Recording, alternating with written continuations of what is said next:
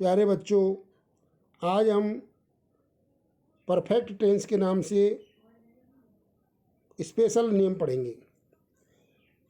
इनको हम देखते हैं कि तो ज़्यादातर हमारे अध्यापक जी हमें एक दो वाक्य के बारे में बताते हैं, जैसे डॉक्टर के आने से पहले मरीज मर चुका था, या मेरे स्टेशन पर या हमारे स्टेशन पर पहुंचने से पहले गाड़ी जा चुकी थी। तो ऐसे वाक्य हैं। तो इनकी संरचना कैसे होती है, इनके स्ट्रक्चर कैसे होते हैं, तो इस पूरे नियम को हम समझेंगे। देखो, ये पेपर में भी आता है। अब मैं इसके बाद थोड़े से पेपर में आने वाले नियम बताऊंगा और उसके बाद मैं अभ्यास कराऊंगा जो पेपर में आता है टेंस के नाम से।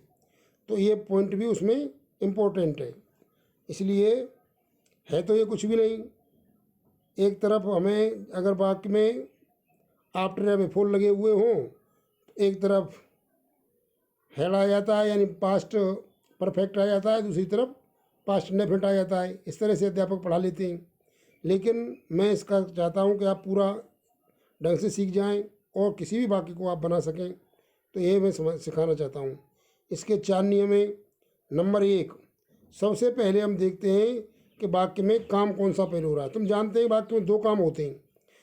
तो जो पहले काम होता है, जैसे डॉक्टर के आने से पहले मरीज मर चुका था, तो इसमें 2 काम है, डॉक्टर आया है और मरीज मरा है। तो ये नियम क्या है कि वाक्य में देखते हैं जो काम पहले होता है उसको हम परफेक्ट बनाते हैं, और जो काम बाद में होता है उसको हम इंडेफिनिट बनाते हैं। ये आप नियम याद करो। और नंबर दूसरा नियम है कि हिंदी वाक्य में, भाई हिंदी वाक्य हम बोलते हैं कि नहीं, या तो उसमें हम क्या लगाते हैं, पहले शब्द लगाते हैं या फिर हम बाद शब्द लगाते हैं। तो अगर पहले वाक्य आता है हिंदी वाक्य में, अगर पहले शब्द लगा हुआ हो तो परफेक्ट को हम पहले बनाते हैं। समझ में आ गया? भाई पहला नियम क्या था कि जो काम पहले होता है उसे हम परफेक्ट में बनाते हैं, और जो दूसरा काम होता है उसे इंडेफिनिट बनाते हैं। तो इस दूसरे नियम में क्या है कि अगर पहले शब्द लगा हुआ है हिंदी वाक्य में तो हम परफेक्ट वाले वाक्य को पहले बनाएंगे, और अगर बाद शब्द लगा हुआ है तो हम परफेक्ट वाले वाक्य को बाद में बनाएंगे। बस ये ध्यान रखना है। अब तीसरा नियम क्या है, अगर वाक्य की पहचान पास्ट टेंस की है, भाई आपने तो अपनी अध्यापकों से पास्ट टेंस के ही सुने, तो आप तो एक सेट जानते हैं, लेकिन 2 सेट होते हैं इसके मुख्य रूप से। कि अगर वाक्य में पास्ट की पहचान है, पहचान मैंने बता दी आपको टेंसों की, दूसरे हिसाब से पहचान लेंगे कि पहचान किसकी है। अगर पास्ट की पहचान है तो उसमें पास्ट का सेट लगाते हैं, और अगर फ्यूचर की पहचान है तो उसमें फ्यूचर का सेट लगाते हैं। ये 2 तरह के वाक्य होते हैं। मैं आगे बताऊंगा, तुम ढंग से देखेंगे। तो हम आगे बढ़ते हैं। अब जो इसका तीसरा नियम है वो हो गया। अब चौथा नियम आता है सेट कौन कौन से हैं। तो पास्ट का सेट कौन सा है, नंबर ए। तो पास्ट के सेट में आता है पास्ट परफेक्ट और पास्ट इंडेफिनिट। समझ में आ गई? अब जैसे पास्ट की पहचान आ जाए तो ये सेट लगेगा, और अगर फ्यूचर की पहचान आ जाती है तो इसमें फ्यूचर के सेट क्या हैं, फ्यूचर परफेक्ट लेकिन प्रेजेंट इंडेफिनिट। दूसरा है फ्यूचर परफेक्ट के साथ प्रेजेंट इंडेफिनिट। तो इस तरह से लगाते हैं। देखिए, वो बाकी तो आपने सुन रखे हैं और रट रखे हैं, लेकिन नियम सीखिए इनको। जैसे मोहन, बाकी 2-3 दिए हैं हमारे 4 वाक्य हैं ये। मोहन के भरतपुर जाने से पहले सोहन नहा चुका था। तो नहाया कब है, पहले। ये वाक्य देख लो, मोहन के भरतपुर जाने से पहले सोहन नहा चुका था, ये वाक्य दे रखा है। या नहाया या नहा चुका था, ये पास्ट की सेट है। तो सबसे पहले हम क्या देखते हैं इसमें कौन सा काम पहले हुआ है। तो कौन सा काम पहले हुआ है, मोहन के भरतपुर जाने से पहले सोहन नहा चुका था। तो सोहन नहा चुका था और पहले शब्द लगा हुआ है, तो जो नहा चुका है सोहन वो पहले काम हुआ है, तो उसको परफेक्ट में बनाएंगे, और पहले शब्द लगा हुआ है तो उसको पहले लिखेंगे।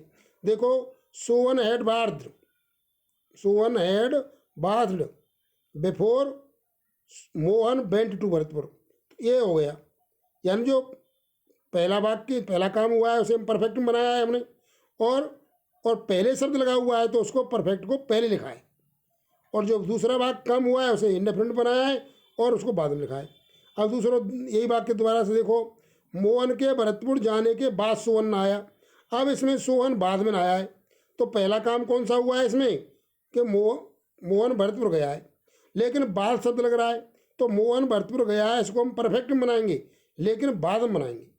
तो सोहन नहाने को पहले बनाएंगे और इसको इंडेफिनिट बनाएंगे। तो Sohan bathed after, Sohan bathed after Mohan had gone to Bharatpur, ये ध्यान रखेंगे। ये तो पास्ट का हो गया सेट।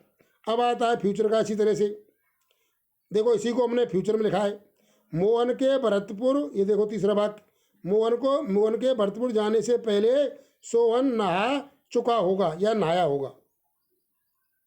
भाई टेंस की पहचान तुम जानते हो, खाली आइए के बाद होगा होगी आया है तो भी फ्यूचर परफेक्ट है, तो ये दोनों एक ही बात है।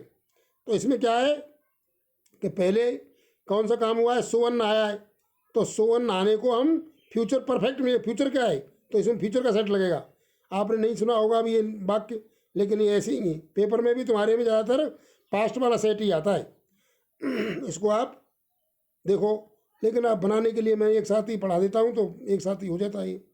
तो सोहन विल हैव बाथड, ये फ्यूचर परफेक्ट हो गया, और पहले लगाओ तो before Mohan goes to Bharatpur, तो फ्यूचर का सेट क्या है, फ्यूचर परफेक्ट और प्रेजेंट इंडेफिनिट।